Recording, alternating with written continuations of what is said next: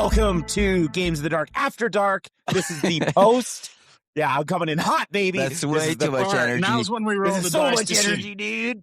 Oh my God, bro. Can you imagine? Oh, now is when we roll the dice to see how big it is. Pull out a D20. We are talking about the session that we just had. We're talking about episode 10 of Outcast Silver Raiders with GM Jamie, Mason as Bronze, Liam as Fea, and myself, Jay, as Crowley. What a session. What a session. A session indeed. And can I just say congratulations? Is chef's kiss. I love what the four of us have kind of built.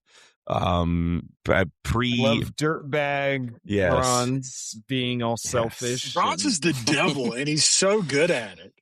How are you this good? Like, what have you done in your life? don't be this person. On me. No, I'm just saying there's something. Got regretful Crowley. In fact, I think you must be an excellent person. Oh, let me retire. Let me spend some time and with peace. Yeah, because evil's that can't be done. That can't be done. He's got to stay with me for the rest of his life. The whole time I'm talking to Jane in that session, all I'm thinking about is what is Mason plotting as I'm talking right now? Like, that's literally all I can think about is like when he said whatever it was a session or two ago, like, do you understand what's happening right now? Do you understand what this is? You can't leave me whether you like it or not. You were with me. Like, that's all that kind of like Gollum, my precious. Like, that's all I could think about. And I was just like, oh, he's going to do something fucking crazy. And I was like, maybe he'll kill Jane to keep me like here. Right. Like, that was literally what was going through my head.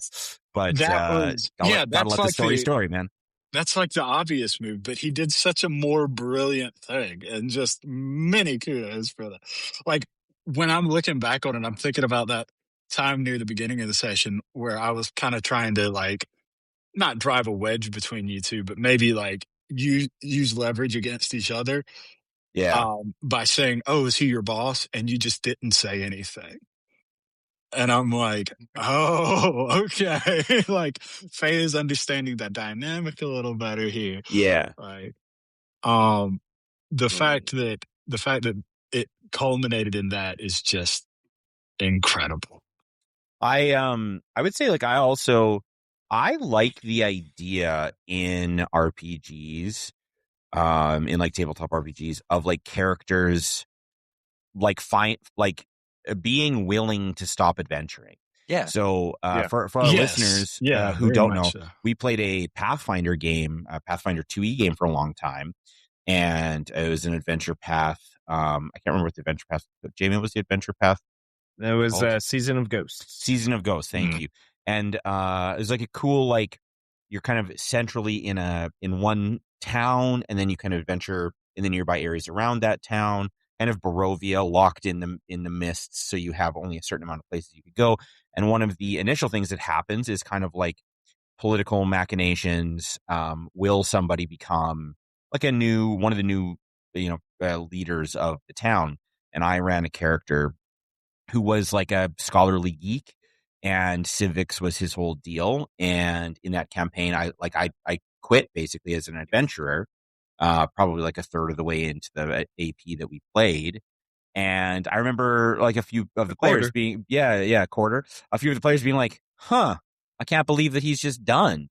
And I was just like, I think that's his story. Like, I think, I think his story just stops there. Well, I'm obsessed with like characters' ambitions being fulfilled in arcs or whatever, and also like having a reason for the party to stick together. A lot of the parts you're like, why would these people hang out? And I liked in this game, it's like, the reason they hang out is because of horrible tension that is very bad and not nice. They don't like each other that much, but right, they're like. What it's like bad world, it's like abusive, alliance, super toxic, and like I think everybody does a really good job of, and like credit to Liam for playing like a character who died and coming in as a new character and maintaining that balance and dynamic, because it's hard, I think, and it's non-traditional for what you would expect. And I think when like I like every player, I metagame, even though I was saying I don't metagame in this Right. Yeah. in this session. And I feel like the metagaming that I do, that I'm very self-aware of, is like, especially at the beginning of some kind of story or new system or whatever, I try to find reasons why we would be together. Like I try to like, you try to find like commonality with the other player characters, try to find reasons to bond the other characters to your character and become like almost like artificially like invested in those characters Sometimes so that the union makes sense, right? Sometimes campaigns don't really put enough emphasis on, I think, on that. Like you open a Yeah, the pre-written totally. thing, inter-character relationships. I and you have agree. to do so much stretching on the player's part, and you're like, come on, like give me something to work with here. Why the fuck do any of these people care about each other? 100%. Well, like to go back Yeah. to Jay's example earlier with that Pathfinder character, he continued to play with the group. It's not like he was leaving the group. He played He a new became an character, NPC. and Yeah, he I played became a an new character. NPC Yeah. that we came back and visited and asked for favors. And like I remember my character was like, "Hey, can you make me captain of the guard?" Like I played this Right. over the top character based on Blade from the movie, and Yeah. and he was just like he had like a group of child soldiers. It was I feel like I had a terrible. weird moment where I was like, talking to my former character with my current Right, character, you were. and kind of You just like definitely going did. back and forth in Yeah. the two voices and stuff, you know. I made sure it would happen. I was like, yeah. And credit to Jamie as well for like being able to manage to like keep that many balls in the air as a Yeah. GM. I know playing certain games where it depends on your level of familiarity with it, but Pathfinder is widely known to be a pretty crunchy game, right? Like it's rules heavy, and to keep that many things in your head at once, as well as the character arcs as he does, that's a feat in and of itself. So just pat on the back there. But yeah, like it's been an absolute joy to watch Jay like arc characters in a very literary way. And I know you're a teacher in those areas, like you're a professor who's studied significant amount of literature. And it definitely shows in the way you progress characters through it. Oh, thank And you, buddy. like as the son of an English teacher myself, I I can say an appreciation early on for literature. And it's definitely Jay, do changed the you way I teach play the characters as hero's well. journey? Joseph Campbell, Hero's Journey, Heroes a Thousand Faces. I have talked. I don't teach it. Like as a literal thing. I teach against it, I guess is what I would say. I when I was agree a with that. college, Yeah. when I was a college student, I was like, I was immensely intrigued by like Joseph Campbell and some other folks with like comparative mythology. I probably have on my shelf back there here somewhere. But I'm immensely intrigued by the idea of, well, I guess what we would generally in literature call structuralism, like the idea that there are certain story structures that have been repeated over the course of human history and across cultures and that kind of thing. And I think that to some extent it holds true, certainly in the way that Campbell and other folks have talked about at the beginning of the 20th century. Super, super cool stuff. However, because a ton of the stuff that I worked on professionally was like postmodernism and forward, where throughout the 20th century, people like literally wrote stories in such a way as to resist structuralism, like wrote stories that didn't have a hero who followed that journey, wrote stories that didn't have closure at the end or a climax. Through the modernists in the 20s and 30s into the later 20th century. So just because that's the stuff I worked on, it was easy to talk about. Oh, hey, you've been taught that like the story has this, everybody is used to seeing the graph where it's like the rising action, the climax, the denouement, or whatever, all that stuff. And I take great joy in showing that to students and being like, hey, you're familiar with this as a story. Like I draw it and I'll be like, hey, can you label this? And they're like, oh yeah, this is the thing, whatever. I'm like, do you know what's wrong with this? And they're like, oh, well, what did you get wrong? I'll be like, everything's wrong with this. And they're like, what are you talking about? Like, you've been fucking lied to, because this isn't actually how stories work. And they'll be like, what are you talking about? And then you talk to them about the idea that like, that's one version of how stories work. And often writers like George Lucas famously, when he wrote A New Hope, like structured it according to Joseph Campbell's Hero with a Thousand very Faces. strictly, yeah. Like literally had it like it was at that his and desk old by the Bushido typewriter. movies. Yeah, Like, exactly. It was And 100% that. so talking to folks about like, yeah, like this does exist, but as soon as you give somebody a template or a model, then they're going to start like Right. using it and assuming that's how all stories I mean, work. But really, the great writers are much more like organic with the way that they tell Right. stories and will resist structure so that they don't become predictable. There are So, things that don't seem conversation. I'll agree with you there and say there are things that don't seem conversational now, but in their time they would have for the most part.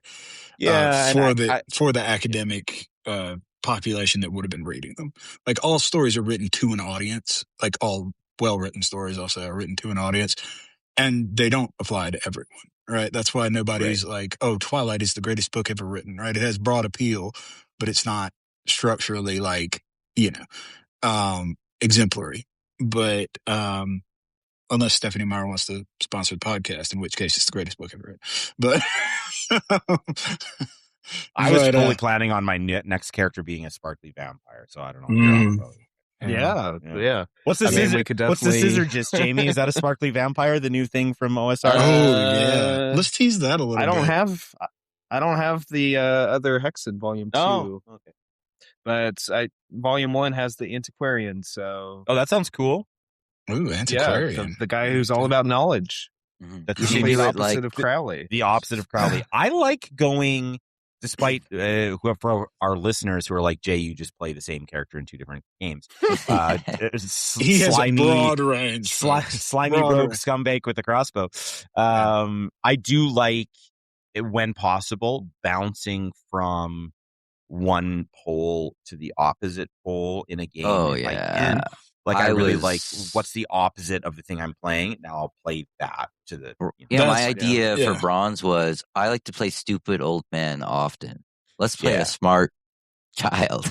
Yeah. Right. Yeah. And I honestly, like, if we go back and, even pull the curtain back a little, open the kimono a little further, if we can be gross about it. But if we go back to appropriate on this pod, obviously. The year-end goals. I put out a little thing that was like, hey, this is a thing I like to do myself. If you guys want to join me with it, my year-end goals. And one of them was to play a character against type. And I think it was Mason that asked me what I meant by that. Like, my natural instinct is going to be like, chaos is fun. So the dumb, fun guy that, like, he dies a lot. Okay, I have character turnover. Not a big problem, right? But Thea is is really my first true attempt at that, in that she is a wise character, not necessarily an intelligent character, right? You can be dumb and intelligent, or you can be, like, at the same time. You can make bad decisions, in other words, and be intelligent, like overconfident or whatever from your unintelligence. But with wisdom, I feel like that's kind of the solution for that. And when Jamie brought up the fact that there was a druid class in this game, I was like, ooh, first of all, I love druids and like throughout literature and like Baldur's Gate, all that stuff, those types of games and movies and things like that. I've always loved the druidic, like, animal transformation stuff because, shocker, I love animals, right? And you haven't done it yet. I haven't done it yet. Yeah. I've been holding on. I was gonna burrow in the marsh, and then I was like, "Oh yeah, I'll just drown if I burrow in the marsh." So one quick question for you guys, just bridging off of that before Jamie is going to get in trouble with his wife and has to go. Do you guys have a character you can think of you've played that you've deliberately played as like an against type character? So I always play a smart wizard dude as my first thing in every single game that I play. Yes.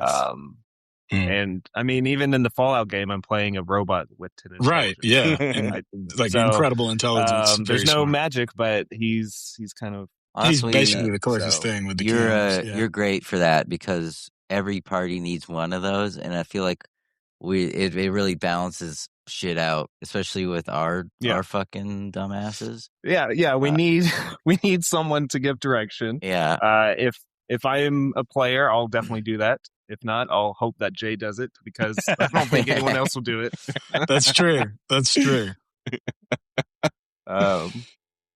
But I do have to go All right. because we are coming on time. Very excited to see more of Faya. She's new to the campaign. Very excited to but continue I'm sure we'll playing. see some fun stuff with her. Yeah, I can play now. Crowley, don't retire or do. It's going to be crazy. I don't know. But yeah. I have no idea. I'll be thinking about it for the next week, wondering what the hell I'm going to do, and we'll just figure it out when the session comes. I'll just thinking about Try it. to Going to kill Thinking about Bronze Jane. for try to play it as organically as making I can. Jane a dumbass. And Hold on. We don't know that she's Oh. not already a dumbass. Okay. I have no idea. well, She's obviously very wise. All right. That's She's true. Crowley. It's not the So same that's all thing. you need to know. And you Right. did warn her about being sick. I'm proud of you. Right. Love you guys.